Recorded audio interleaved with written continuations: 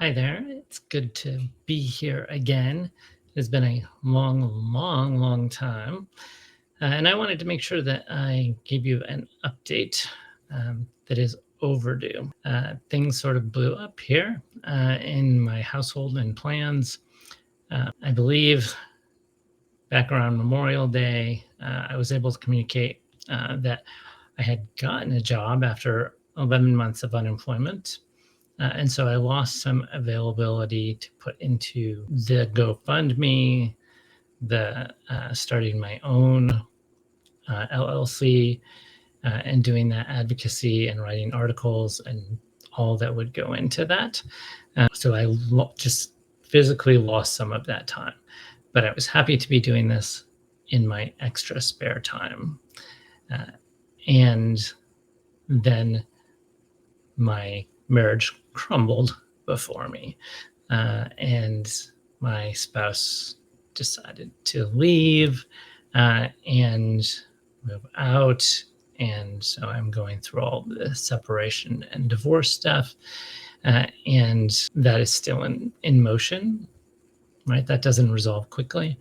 There's a lot of heartbreak and struggle and love because we do still care very much about each other.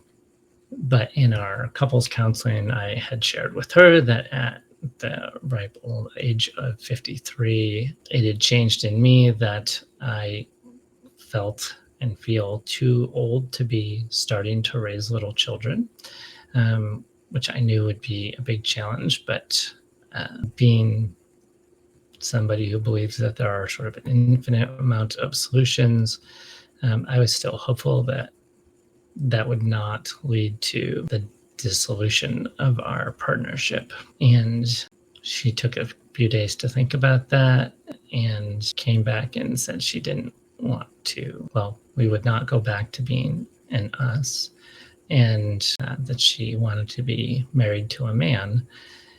And so, with these two irreconcilable differences, we would not go back to being an us.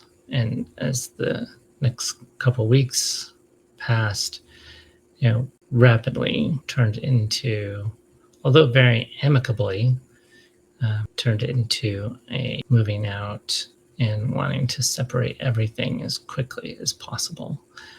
So that's kind of what's been going on with me.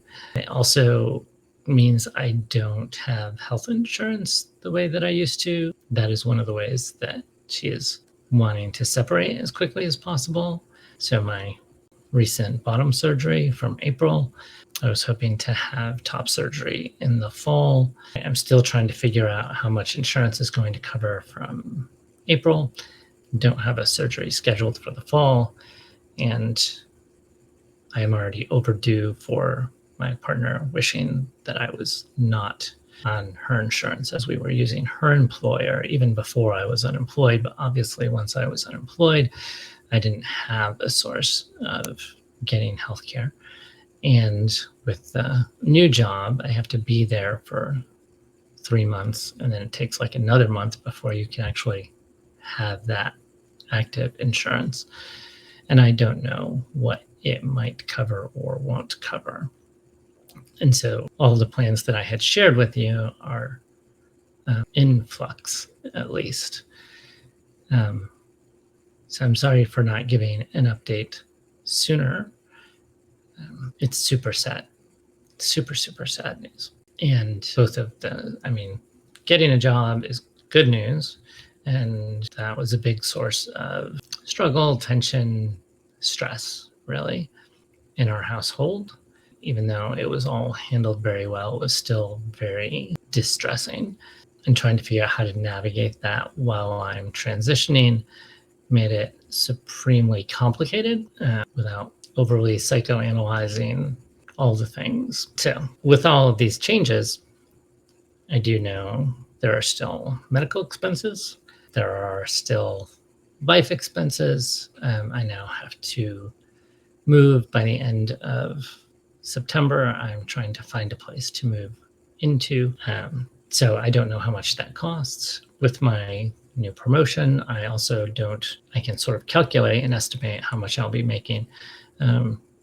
but I don't have a lot of confidence in that until I see those paychecks coming in, uh, and they have a clerical error where they have not actually begun paying me yet at that rate. So they will owe me back pay.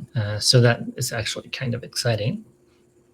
But again, these are numbers I don't feel comfortable until there's some sort of pattern and I know what the bills are. And I don't know what the bills are for my past surgery.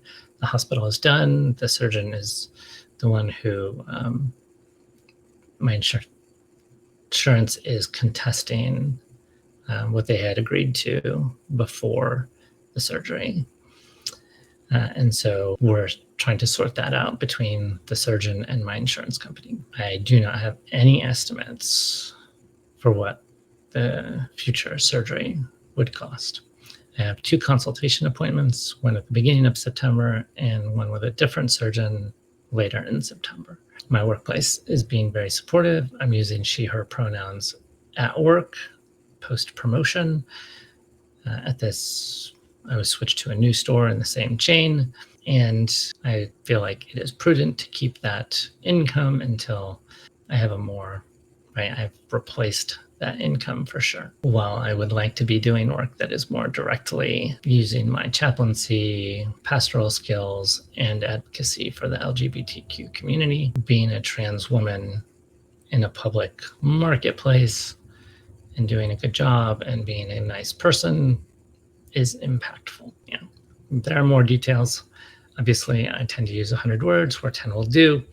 But I wanted to touch base with you and let you know that my expectation is that I will relaunch this fundraiser or continue it. I will probably just leave it open and then do a relaunch of sorts when I know more about what my needs, plans, expectations are.